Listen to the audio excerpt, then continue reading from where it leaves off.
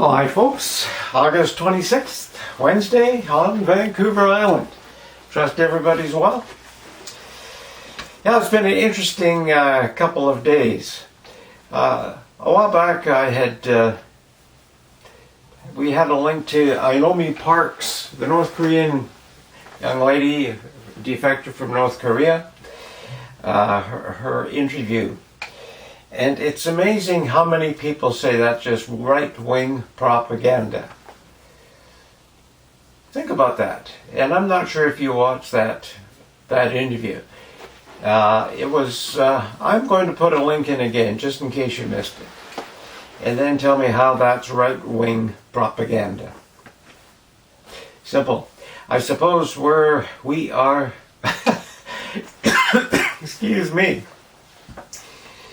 much like Ms. Park talks about being brainwashed. I think a lot of the Western world is brainwashed.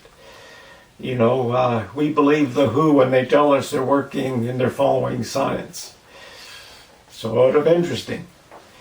I think I'll put another link to Dr. Merritt, Dr. Lee Merritt, regarding science, just in case you missed that one. These are just two really important pieces. But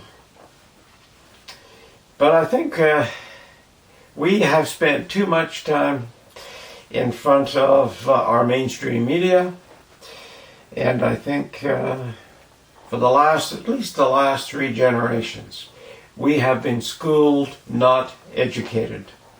You know, because that's where it all starts. You take a generation and just sort of fill them full of garbage, and the next one, and before you know it, we have what we have. All you have to do is look at Wisconsin. It's amazing, man. Totally amazing. I was talking to another person about inflation, how inflation's eating up savings. And they thought I was a raving idiot. And, it's inflation. Let's say you have $1,000 in the bank you're saving, and you're not getting any interest. So inflation's what, 3% a year? With all the garbage that we've done in this since January, all the debt that the Western world has got themselves into. Now I think if nothing collapses, and just say 3% inflation, at the end of 10 years, if you got $1,000 in the bank today that you're saving, 2030 you could end up with $700 spending power. So you've lost $300. You know, I was talking to we talk about looking after our assets, and people sort of shake their heads when you tell them that. I guess it's hard to get your mind wrapped around inflation, but it's pretty simple math. And some say, well, we'll never have 3% inflation a year. Well, the way things are going is you just look at what we have done to our economies, and it's not just started in January, it was started before. Our politicians, like drunken sailors, were doing whatever. So it's intriguing. You know, it gets to the point where, we are trying to alert people to the fact this Agenda 21 is being unveiled perfectly. And most people still think that Agenda 21 is a conspiracy theory. Well, I wouldn't call it a conspiracy theory. It's a conspiracy by a group of elite bankers and corporate heads and politicians to really drastically change how the world moves. And if you don't believe that, all you have to do is go back to 2012 to Rio de Janeiro, to the summit conference that has been dubbed Agenda 21, Rio Agenda 21, where representatives from 192 countries met to discuss how things are going to be changed. Everything from food to climate change to monetary, whatever. And the only 3 heads of state didn't attend. Cameron out of the UK, Merkel out of Germany, and Obama out of the US. I'm not sure, they were up to other emergencies, so they weren't there, but they're the only major heads of state not there. And they laid out this plan. So you can just go to any UN or IMF website. You can go to the Earth Summit, Rio 2012. There's a website. I don't think they've taken it down yet. It was there a couple days ago. And you can pull all this information out. So is it a conspiracy? Of course it is a conspiracy. A conspiracy by a group of leaders to turn the planet into, some people say, prison planet. See, now you don't believe that, right? But I guess there's only so much you can say to people. You can try to lay out for people.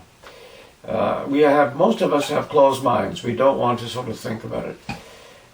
It's like telling somebody the bridge is out, waving a flag, the bridge is out, and they don't stop. So you hop in your car and try to catch up with them to sort of save them. And as you get there just in time to see them going over the edge. And you sort of shake your head and sort of feel pretty shitty because, hey, maybe I could have done more to get people aware. But there comes a point, that's one of the loneliest times there is in your life, when you realize people just aren't paying attention.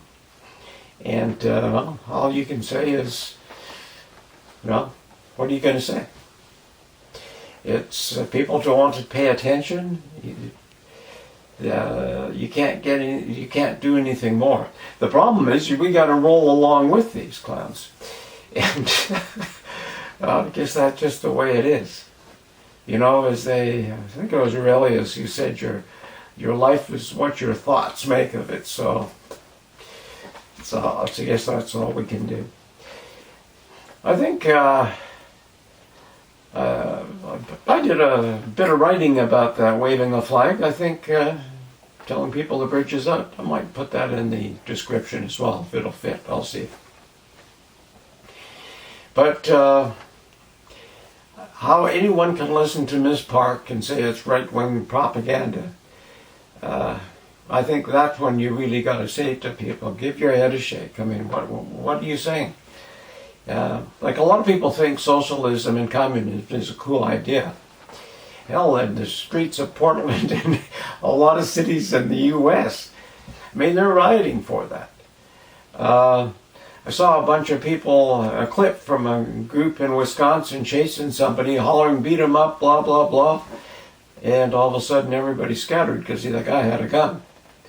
And it's getting crazy down there. And to think that it's only going to happen there and not anywhere else is sort of, again, being Pollyanna, I think.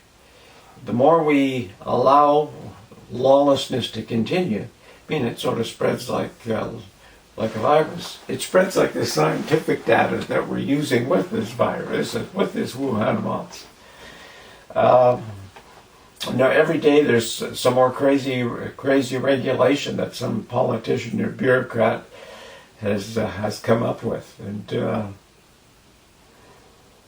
all you have to do, I suppose, is look at. Unless they're skewing the numbers and calling every death a Wuhan Waltz death, but you just have to look at the number of overdose deaths. I mean, ran over, I think it was 175 in July. Just think about that, in British Columbia alone. That's almost totaling the total deaths from this Wuhan Waltz. But they're following science, so the big deal is now Trudeau's kicked out another $2 billion to go to provinces to make sure we keep everybody safe going back to school. And not one of these people, not one of these clowns, mentioned you should get your immune system up. You should make sure your vitamin D levels are high, vitamin C. Yesterday I put a link in with Dr. Secheult, the protocol that he uses himself. And maybe I'll add that again just to give people another crack at it if you missed it. Because no one else is, maybe you already know and are looking after your health, getting enough sleep and watching your nutrition, keeping away from the Bill Gates' manufactured food. And you probably already know he's a big investor in what was once called Monsanto's, now Bayer or whatever. As he's working on his vaccine and the tracking capability with that, he's feeding us garbage food. He's in charge of the food supply. Go figure.